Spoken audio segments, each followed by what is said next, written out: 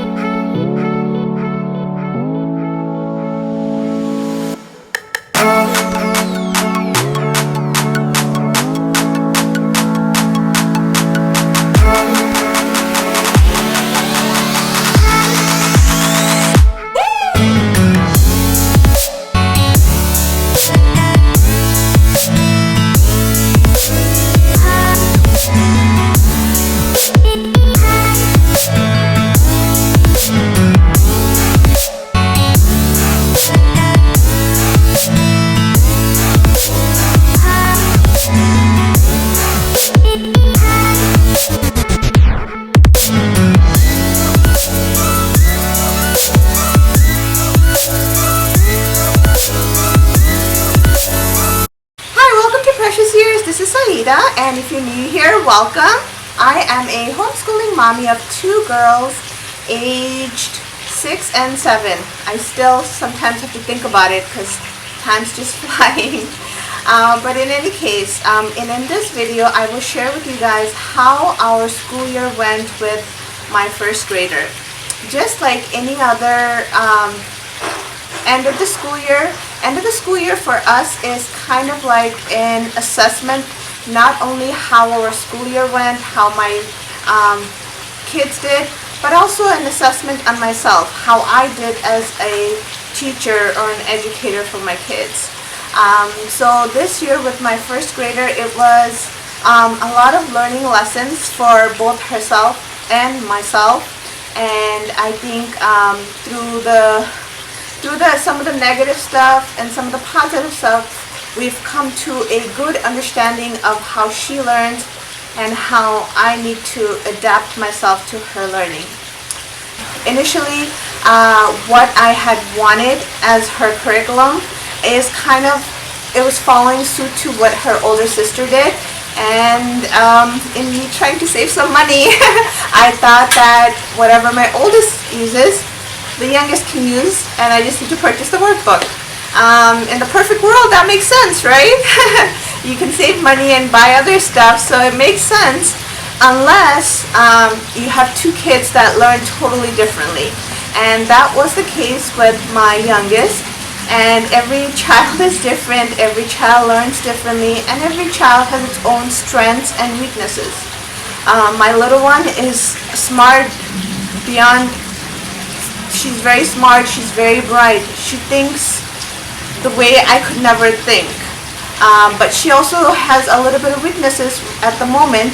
However, as she progresses and as she grows up, I know that she'll overcome those, especially being homeschooled and getting more of an individual help.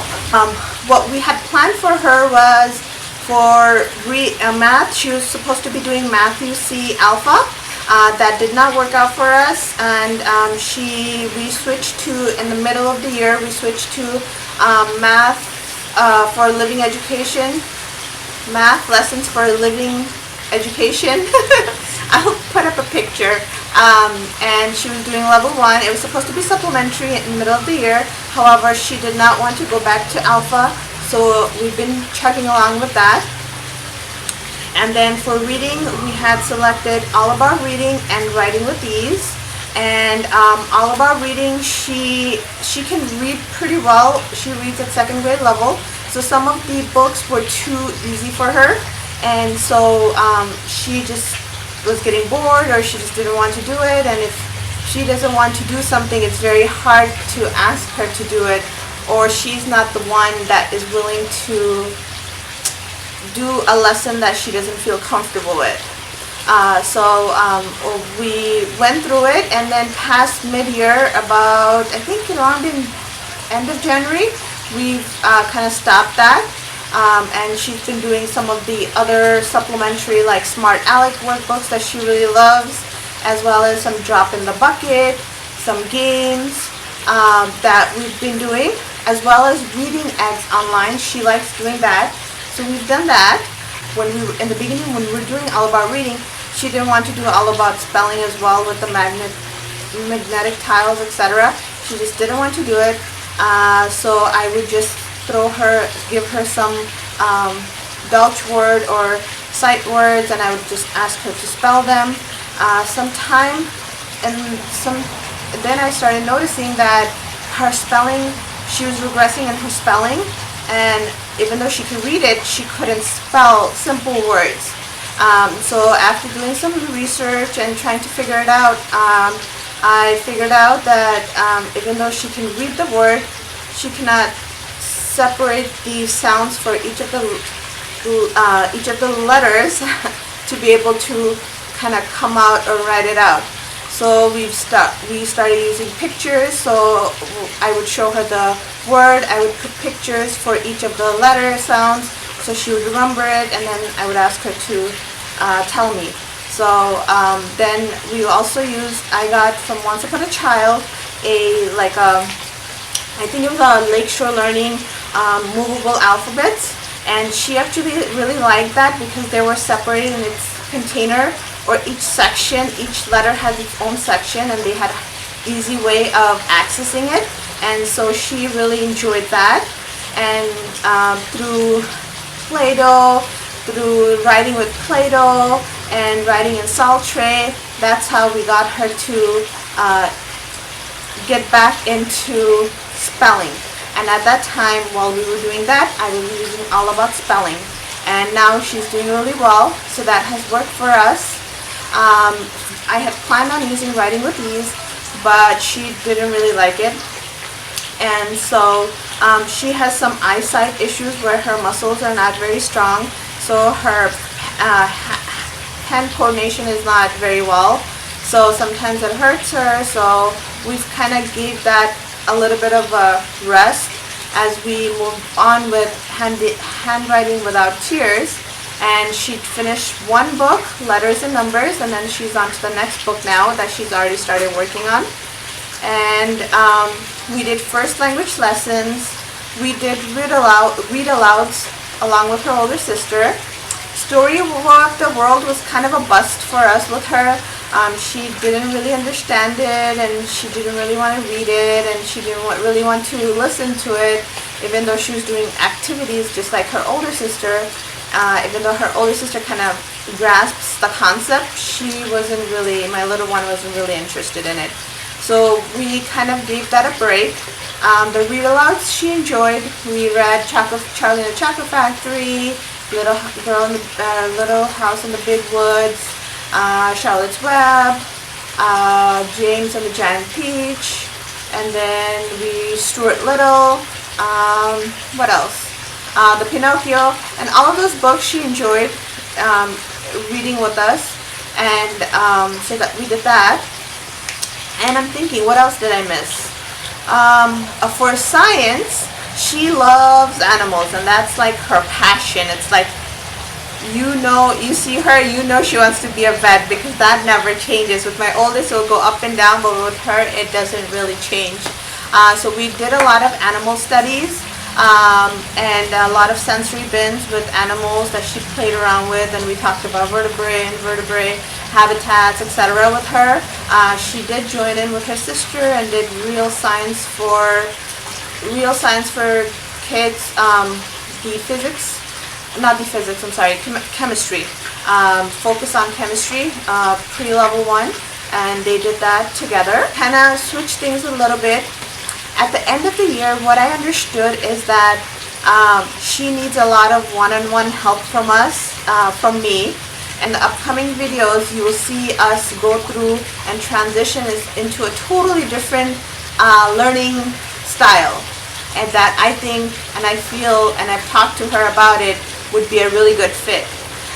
Along this year, I've also realized that she has allergies to various types of food, like gluten, dairy, egg white, peanuts, various different ones, and I think that played a part into how she was behaving, and her behaviors either were excellent or sometimes she just wasn't very cooperative.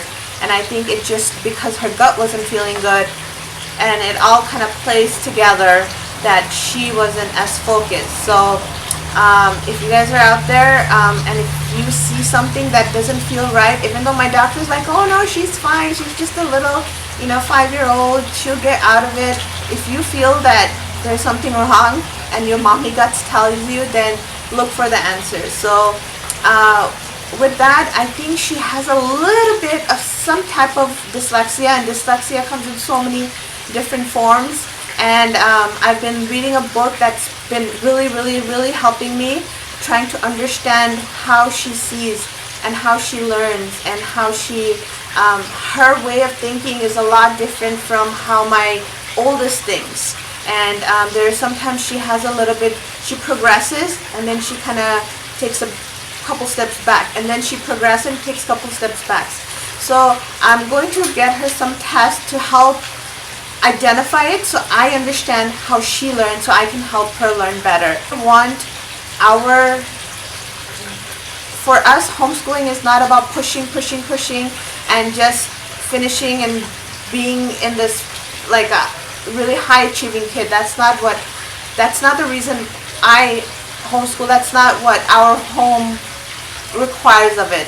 I want them to find the joy in learning, because if you find the joy and if you have that curiosity that every kid has, and you can kind of nurture that, then I think that is the best thing that you can do for your child. That I want to do for my child is to give them that joy of learning. And I think, and I know I could do that, and I could help her. I already see a lot of difference in her through our trials and errors. And I wanted to teach her at her level that I know that will be helpful. And even though that will require me of, it requires me where I sit with one kid, then I sit with another kid. And in the long run, our school days probably, never ending. But if that is what is required of my kid, that is what I feel my duty is to give to my child. I wanted to share this with you guys because at the end of the year, we all have our goals that we set up in the beginning of the year, and we all think that it's going to go a certain way, and life never goes the way you want it to go. Not just with homeschooling, anything else. It's never always the same. And same thing with homeschooling. It will never be that perfect picture that you put around. And in today's world of social media, where even I myself, most of the time I share good days. I very seldomly do I get to share things that are, not going so well. So I wanted to come out here and I want to do this update and share with you guys our joys. Even though the joy that I take away from this year is that even though our school year didn't go as planned, my kids and myself, we were very content. We weren't stressed. We weren't scratching our head and going, oh my God. We weren't saying, we need to finish, we need to rush through it. Or we didn't, I didn't push them so much that they hated learning. I didn't push them so much that they said, Mommy, I just want to go to school, or anything like that. And I myself felt the most relaxed, the most content, and the most satisfied this school year. And that is what I take from this year to the next year. We did have our bumps, we did have our negatives, and I take those as learning lessons for next year. I don't think that 1 year of imperfect homeschooling is a label in me of not being a good homeschooling mom. I don't think that. I think these are lessons that we take from each year, and then we develop and change and make it better. And then eventually we'll get as close to perfect as we can in our my ability to teach them.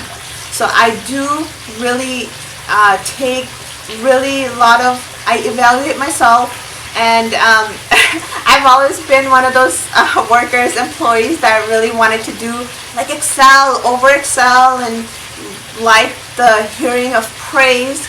And as a homeschooling mom, and my husband is one who is like, who thinks, okay, well, they're like above what they're supposed to be doing, you're doing a great job. So he's not very critical of me, so I have to be critical of myself. So I really take it into heart how I did, and I reenact and go through every scenario, every negatives, every time that I felt I hurt them by taking away that joy of learning. I remember every single event. Although it happens, I don't know, like once a month maybe, sometimes, once a week, but each of those events, even though my kids forget, I remember. It kind of like, it's in the back of my head, and I want to help myself get better at it. And so I love doing these updates with you guys, because it kind of allows me to bring out what's inside in front of you guys, and I hope that it will help you. So if you had a wonderful year, I want to hear about it, because I want all the encouragement moving on to next year. And if your homeschooling year didn't go as perfectly as you wanted, I would still love to hear from you, because we're kind of like partners, right?